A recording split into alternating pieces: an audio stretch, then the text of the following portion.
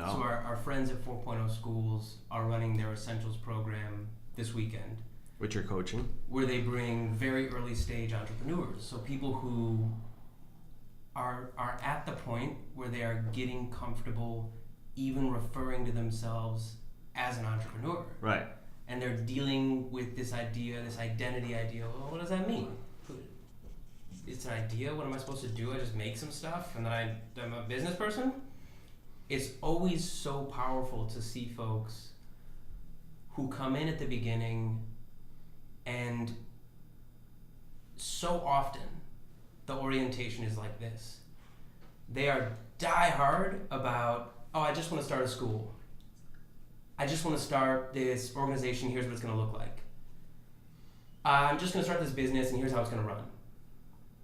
And we have this thing, I think it's universal. It's a hump that you have to get over, I think, if you're going to be successful as an entrepreneur. Where you start with the end. And we're constantly told, start with the end in mind, start with the end in mind. Define your goals, define where you're going, have a clear sense. Yeah, that's cool, that's great. It's very important to kind of orient you, to be your North Star. But the first thing you have to disabuse folks of when they come in and they're so committed to, this is the way that my organization is going to look, here are the people who are going to be hired, here's how the people are going to come in, you have to disabuse them of the notion that any of that is ever going to happen. Oh my God, yes. Any of that is ever going to happen. Because inevitably we come up with ideas, and that initial attitude of, well, we'll just do it this way, gets tested by reality, and then reality goes, about that. And then you become in love with the process. You become in love with the idea of the growing, and so like you say, the goal is more of a North Star. But you run after a little while, and then you go, this is a nicer North Star, let's do that one now. It's so scary in practice. It's so scary to balance this out. It's so scary to have a north, have a business plan, run and respect this north and go towards this north, but have the sensitivity of determining when to change or what decisions to make to even get to that north, but not necessarily how you originally created. And that's something, it's funny because that has to do with our relationship for me as well, where I'm a big planner, and I'm always mapping things out, and I'm always trying to figure out, I'm always planning. And when I met you, it was a source of a lot of fascination. You can just say frustration. But it wasn't at all. To see someone who was just, had a plan, but you were, well, I call you a tractor, right? You were just complementarily. You were just tractoring. You were just moving, and this whole done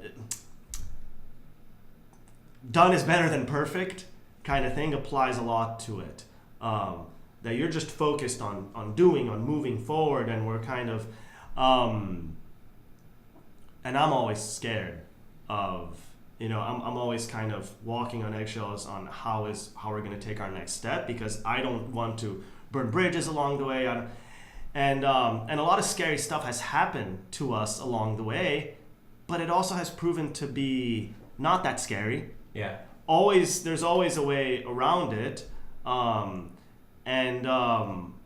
But because we just tractored, just because we continued moving rather than stalling because we were overwhelmed by a plan or whatever, or a situation, that permitted us to learn from experience and continue growing. Mm-hmm. And so it's all to say that, it goes back to all the challenges of being an entrepreneur, and the balance between how much do I plan and how much do I just put everything aside and just do it. And I think there's a balance. I don't think if you just go and do it without a plan, it's a shot on the foot. You're going to do a lot of double work, triple work. You're going to wake up in the morning and not know where you're going. But if you're putting all your energy in a plan and you're trying to execute that plan as much as you can, you're probably never going to get anywhere. That business is probably going to fail because you're going to get so frustrated and overwhelmed, and it's not how the world works. There's a middle line. There's a shade of gray there that you have to find. That's just how we should live our everyday life, not so stiff, kind of. That's a good moral. That's a good moral.